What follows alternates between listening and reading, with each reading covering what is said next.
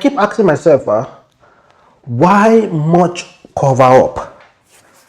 Why do we need to cover up so many things in this country? Why do we need to just, little things that shouldn't even mean nothing? We want to cover it up. We want to play some human factor in it, politics and everything. We want to just pitch it. Why can't we just simply say, okay, this is what it is? Why?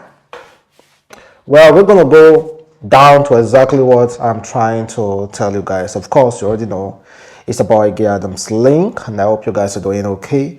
And good morning, good afternoon, good evening, depending on where you are watching this video from. So we're going to discuss about politics and also check how Igbos in Lagos are betraying Peter Obi. And also we're going to also check out Reno Mokori's review on Peter Obi concerning the recent Joker Silva supporting Tinubu. And also we're going to check out the whereabouts of Tinubu and a video and photos that have been circulating online as well. A few other stuff we're going to be discussing as well concerning also Reverend Father Mbaka and the APC women leaders in Lagos. Of course, what he said about Tinubu being resting for a while now. So we are going to start first, guys. It's politics, and you cannot shy away from it. You cannot say that you don't care, because you do not care whether you did USA or Nigeria politics affect you. You cannot run away from it. You can't. It's impossible to run away from home. It's impossible. There's someone somewhere there that will or is currently representing you in Nigeria if you do not know, and you care about that person, and you would definitely want to be reaching out to that person and looking out for the well-being of that person down here. So it's impossible for you not to be affected about Nigeria politics. No matter how you don't jackbago, you must still care about us over here. Firstly, a big congratulations to Peter Obi, who has been awarded an honorary citizenship award by the Mayor of Dallas. This demonstration and love and admiration of the people of Dallas on the virtue and integrity of Peter Obi. So he was honored recently in Dallas, guys, USA, and of course you can see him and of course being honored and all the rest. We have seen a lot of Nigeria politicians who cannot or who are looking for such recognition, but they are not getting it, and it's coming as a platter of gold for, not in a platter of gold though, because his character and what he has been doing and his record are clean enough for USA to be like, you know what, in Dallas we have to honor this guy with a citizenship. Well, that is a big one, guys. So firstly, that one, big congratulations to Peter Obi.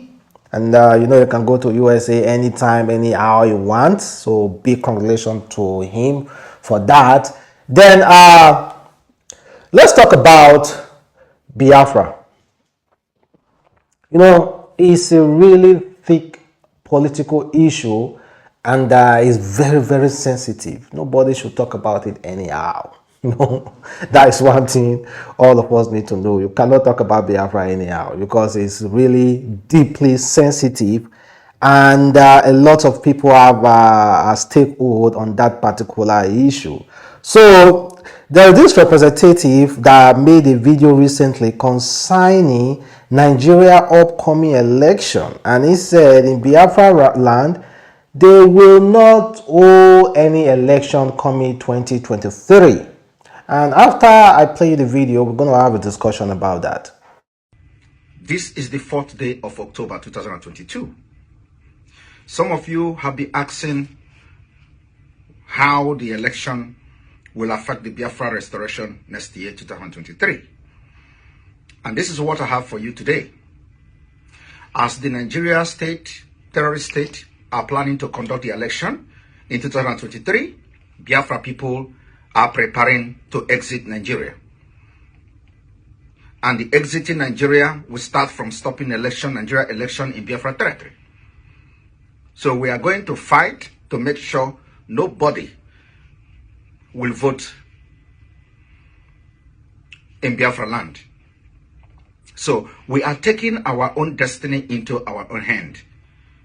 We are taking our future into our own hand. And in 2023, after we successfully stopped the Nigeria from conducting election in Biafra land, the door will be open. It is going to be either the exit of Biafra in peace, or Biafra will engage the Nigeria state in guerrilla warfare. It is going to last for a while. We are ready and we have decided to leave Nigeria, and it will start immediately we have successfully stopped the election. The only election that will be allowed in Biafra territory, according to the resolve of the Biafra people, is only the referendum.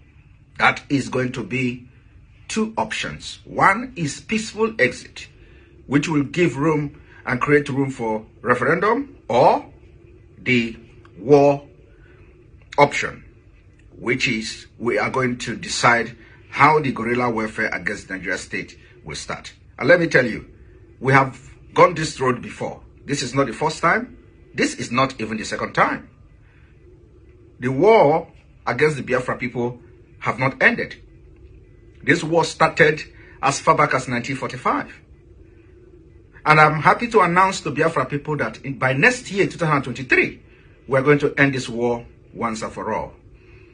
Of course, that is a representative. So whoever gonna be Nigeria's next president, how is that person gonna handle this issue? Peter Obi is talking about dialogue. And of course, Peter Obi has already been branded as a Biafra person, IPOP, according to other politicians. So how will the next president handle this issue? Because it seems like there's no, they do not need dialogue. They do not need, they just want to go. So how are they going to handle it? If it's Peter Obi, how do you think Peter Obi will handle it? Peter Obi talk about dialogue, and he said he's going to deal with decisively with anybody who bring harm to the Nigeria state.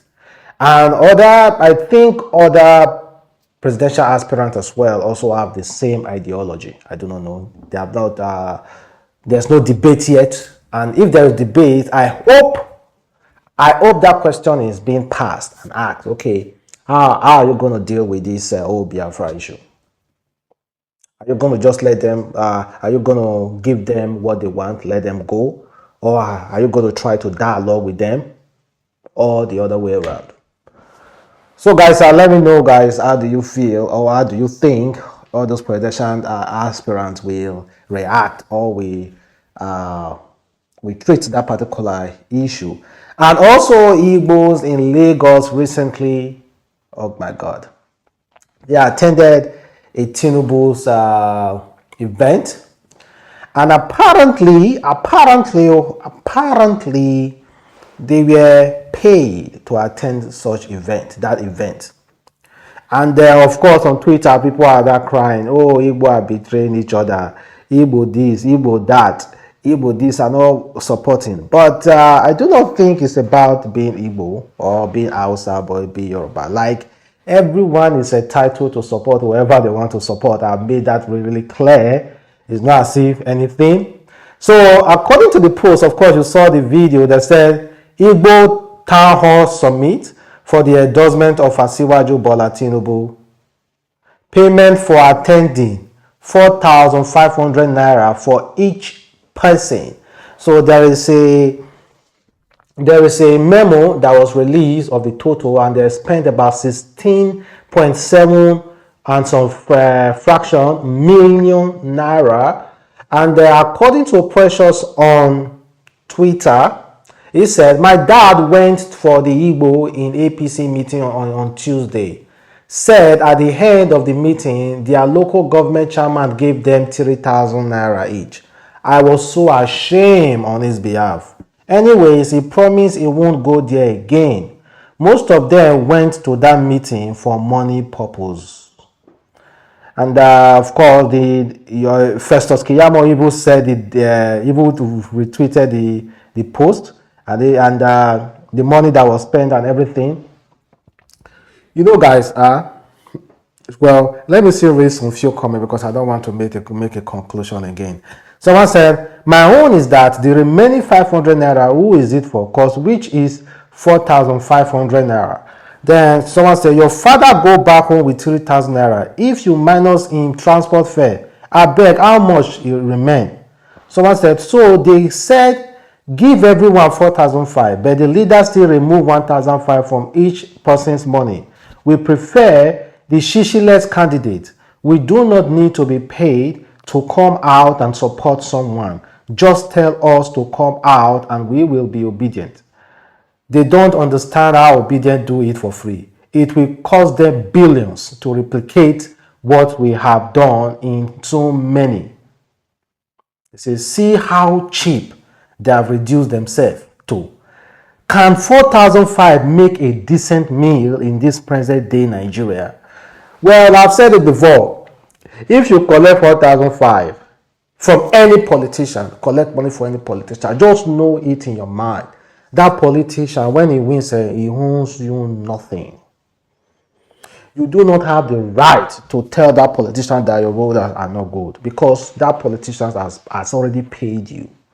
So don't see, oh God, if God can actually point out people who collect money or collect a dime for any politician and they are saying, oh, Nigeria is bad, I think your mouth needs to be shut because you collected money. You have collected your share.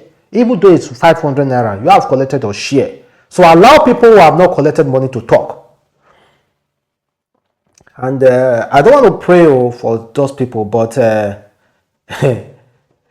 we already know, man, the sufferness may go hold you, because see, the nature, there is karma. If you believe in karma, you know we collect kobo from politician. If you believe in karma, you know we collect as a voter. You know we collect because if you don't collect that one 4,500 naira, the hunger for the next how many years may will come to you.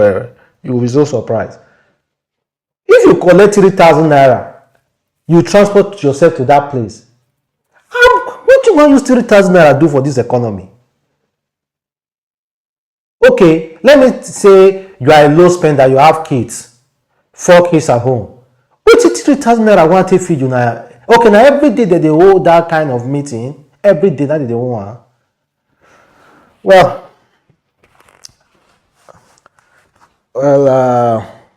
you know, everyone is free to vote for whatever I want to vote for. Like I've said before, genuinely in our heart, we know the candidate that don't spend any dime when it comes to campaign.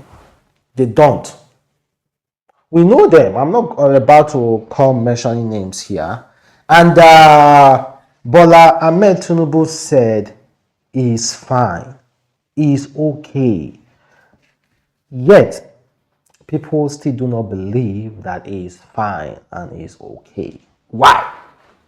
Why are people not believing it? Even recently, the APC women leader in Lagos State decided on an interview with Arise TV, and he said that sometimes she do as well go outside Nigeria to rest.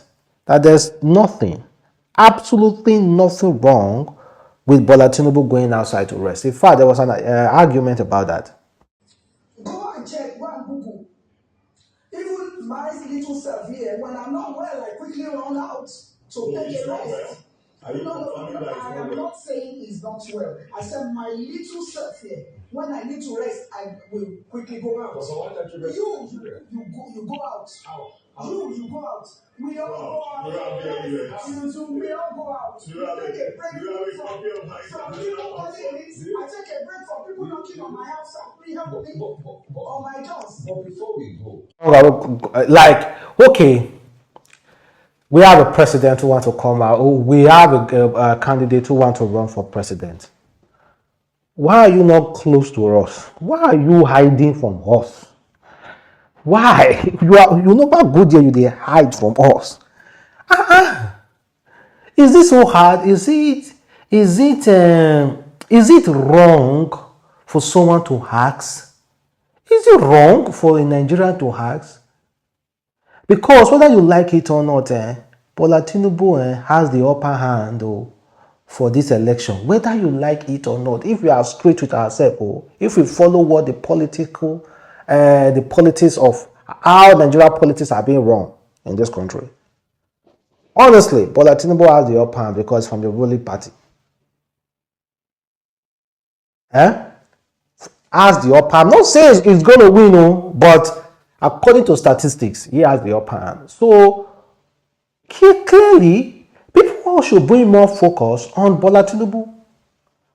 So where is the closure? Show us. However, they share a picture of himself and his grandkids in London, and also him reading newspaper.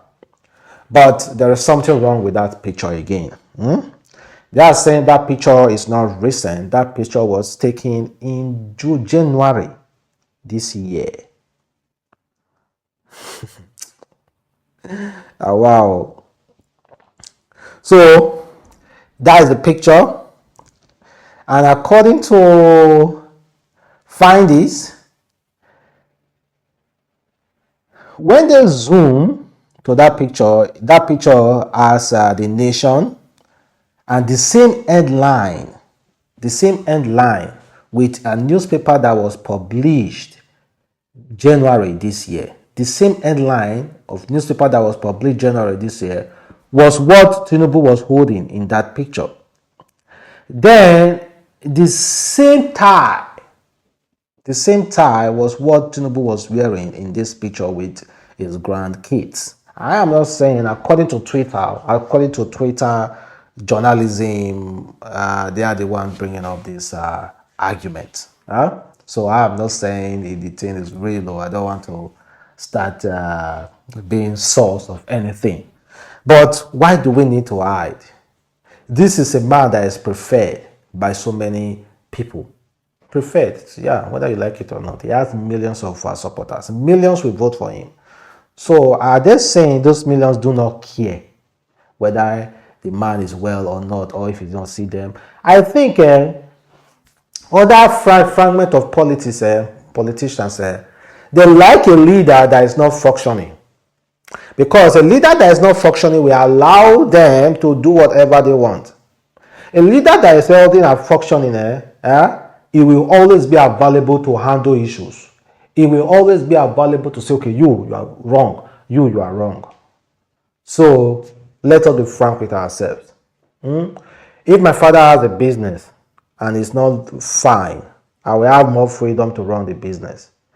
But if he's fine and is healthy, I won't have more freedom to run the business. He will always be there to check out my loopholes and everything.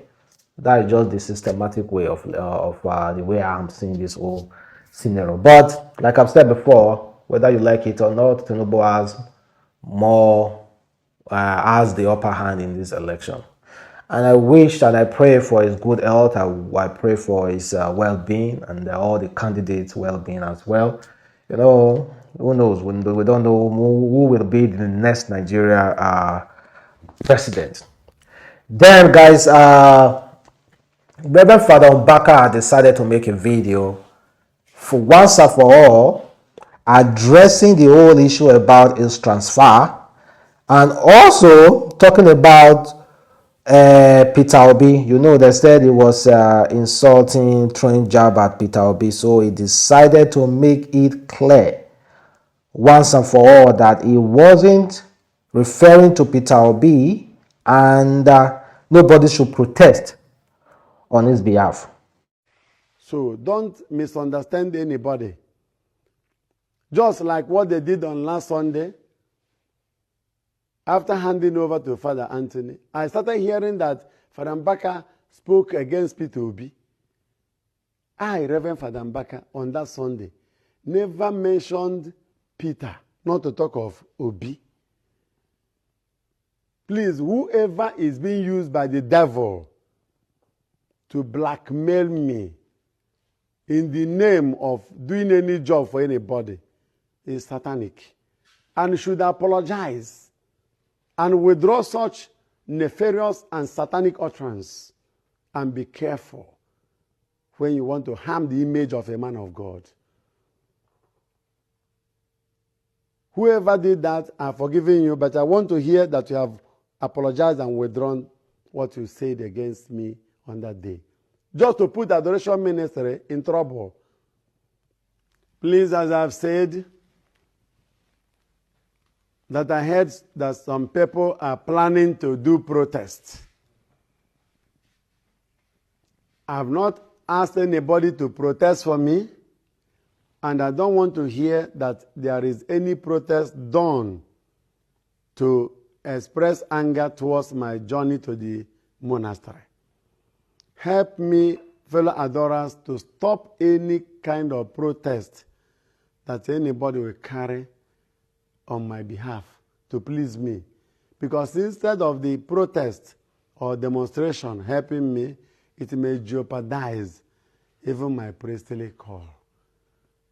Therefore, encourage peace, encourage love within this time, and do more of prayers, and God of heaven will do the rest for us in Jesus' name. Mbaka, as a final, I love the way he has finally addressed it, because why will anybody want to protest? Come on, man. So I like the way he finally addressed all those issues. So now I'm in support, you know? Yeah.